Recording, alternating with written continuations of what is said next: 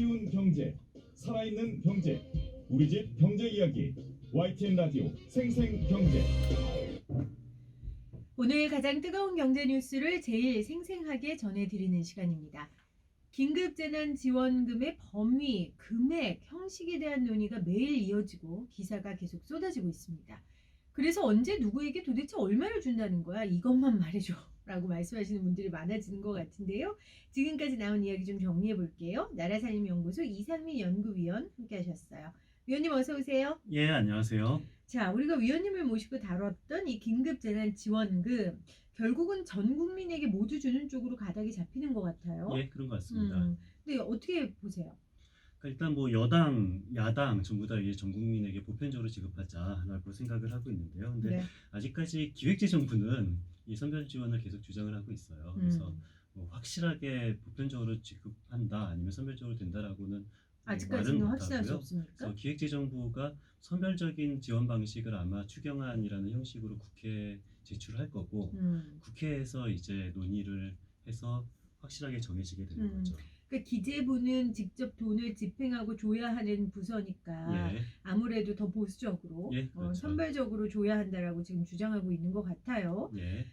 그런데 정세균 국무총리가 국민 전체에 주는 것은 동의하지만 사견이라는 전제를 달았단 말이에요. 이거 기재부 눈치 보는 겁니까?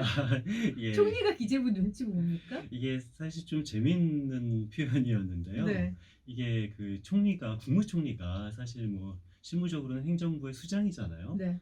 그런데 그 국무총리가 기자 간담회에서 뭐 나는 이게 보편적으로 주는 것보다는 그 보편적으로 주고 이 선별적으로 환수하는 것이 더 좋을 것 같다. 네. 근데 이게 다만 사견이다라고 네. 표현했는데요. 그러니까 이 말의 행간이 의미하는 바는 물론 총리는 각 정부의 주장을 서로 다 조절을 해서 네. 정하는 것이 역할이긴 한데 기획재정부는 아직까지도 선별지급을 계속 주장하고 있다. 그런 식으로 이해하면 될 것 같습니다.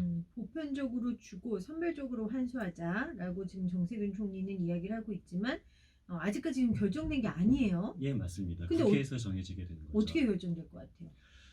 참 이게 여당도 야당도 둘 다 보편적으로 지급하는 것이 좋다라고 말하는 것을 보면은 국회에서 정하는 거니까. 예, 언뜻 생각해 보면은 아니 국회에서 정하는데 여당 네. 야당 모두가 보편 지급을 찬성하면은 뭐 국회에서 당연히 보편 지급이 되는 거 아니냐라고 생각할 수도 있는데요.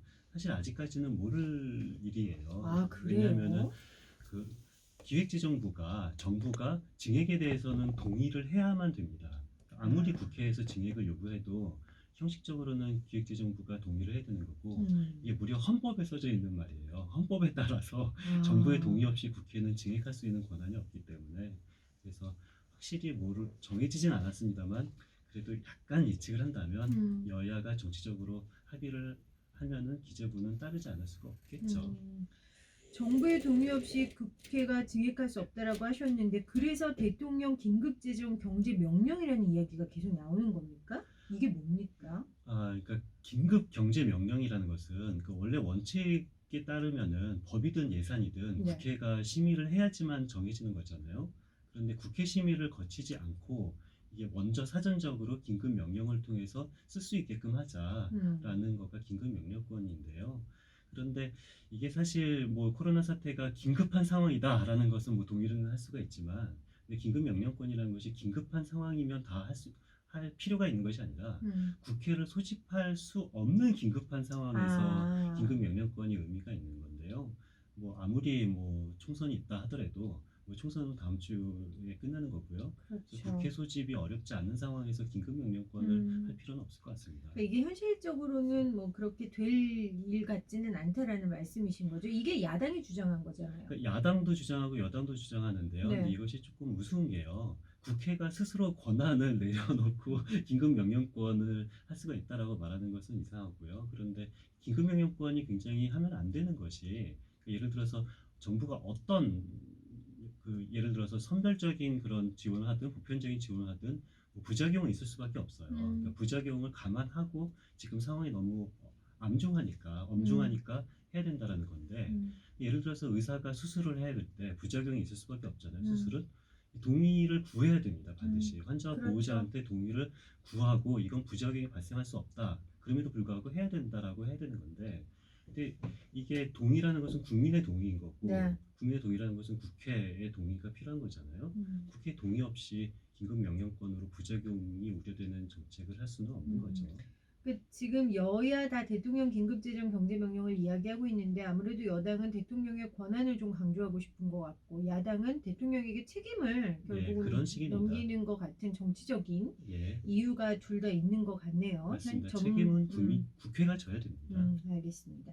자, 긴급재난지원금에 대한 이야기가 쏟아지고 있어서 저희가 처음부터 나라살림연구소 이상민 연구위원과 이 관련 기사들을 좀 팔로우하고 분석했었거든요. 그래서 오늘은 중간 점검차 모셨습니다. 저는 사실 거의 결정됐다고 생각하고 최종이라고 생각했는데 결국 또 중간 점검이 됐네요. 예. 자, 그러면 지금 나오고 있는 여러 가지 안들에 대한 점검을 좀 해보죠. 최근 총선 공약 보신 분들 아시겠지만 여당인 더불어민주당에서는 4인 가족 기준으로 100만 원을 이야기했고요. 예. 미래통합당의 경우는 1인당 50만 원이라고 했어요. 야당이 더 통 크게 쏜 셈이 되는데 예, 맞습니다.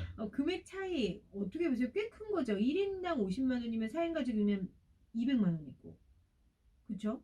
4인 가족 뭐 복잡하게 계산할 필요 없이요. 네. 1인당 50만 원이니까 우리나라 국민이 5,200만 명이잖아요. 5,200만 명에 50만 원을 지급하면은 52조 원이 듭니다. 네.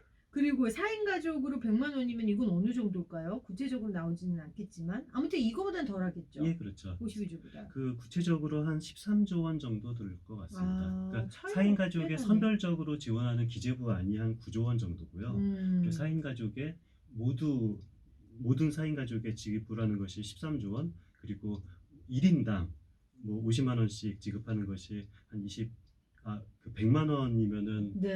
아까 50만 원에 52조 원 정도 됩니다. 그러니까 기재부에서 말하는 선별적으로 4인 가족에 지급하는 건 9조, 더불어민주당이 말하는 4인 기준 가족 100만 원이면 13조, 그리고 미래통합당이 말하는 1인당 50만 원이면 52조 정도 든다. 1인당 100만 원이면 52조 원인 거고요. 50만 원은 한 절반 정도로 26조 원 정도 됩니다. 26조요. 어쨌건 여당이 가장 통이 크게 제한한 건 맞습니다.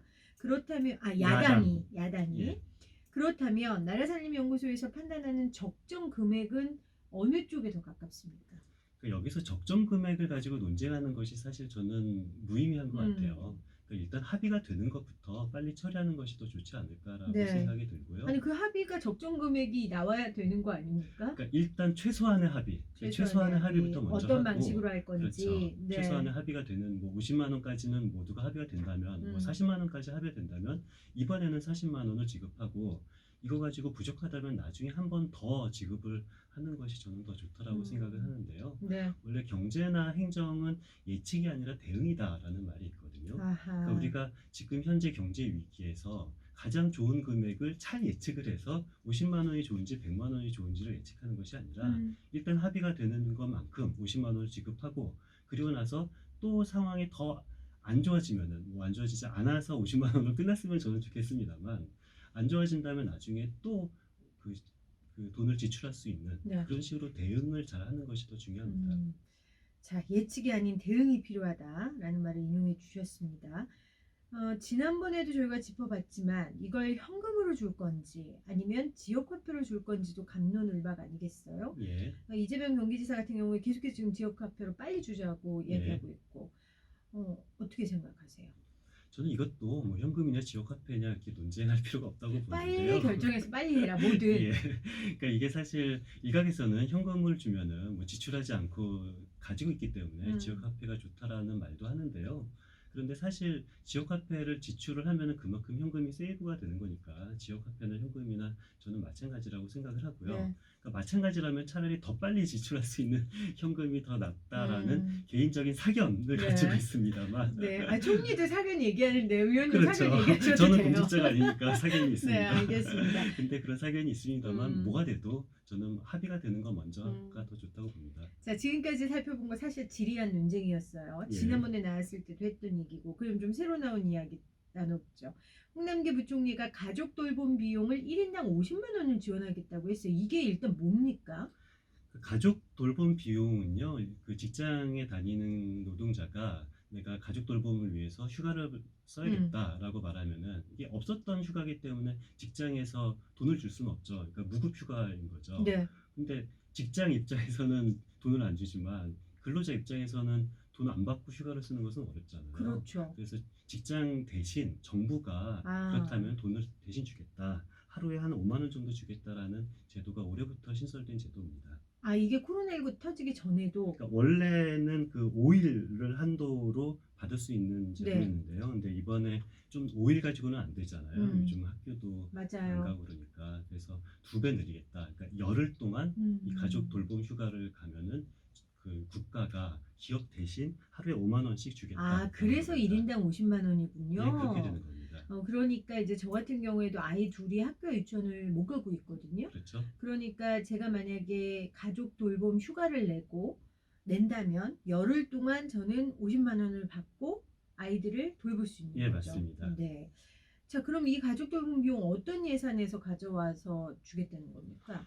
그러니까 이게 예비비죠. 그러니까 예비비가 지난번 추경 때 많이 증액이 됐었거든요. 네. 그 증액된 예비비를 이런 데 활용한다라는 발표가 있었습니다. 증액된 예비비로 가족 돌봄을 지출하겠다라고 이야기를 해주셨는데 저에게도 해당되는 내용이라 굉장히 예. 관심이 갑니다. 예. 미래통합당 김종인 총괄 선거대책위원장이 오늘이에요. 모든 대학생과 대학원생들에게 100만 원씩 지급하기를 바란다. 또 이렇게 밝혔어요. 이거는 어떤 의도에서 왜 이런 이야기를 했을까요? 뭐 정치적으로 해석할 수도 있고 경제적으로 해석할 수도 있는데요. 네. 둘 다 예, 필요할 둘 것 다 같아요. 필요하겠죠. 근데 저는 모든 제안이 다 열어놓고 논의되는 것은 긍정적으로 봅니다. 뭐 기술적으로 차이는 좀 있을 수는 있겠습니다만, 그런데 일단 논의가 벌어지는 것 자체는 저는 긍정적으로 보고요.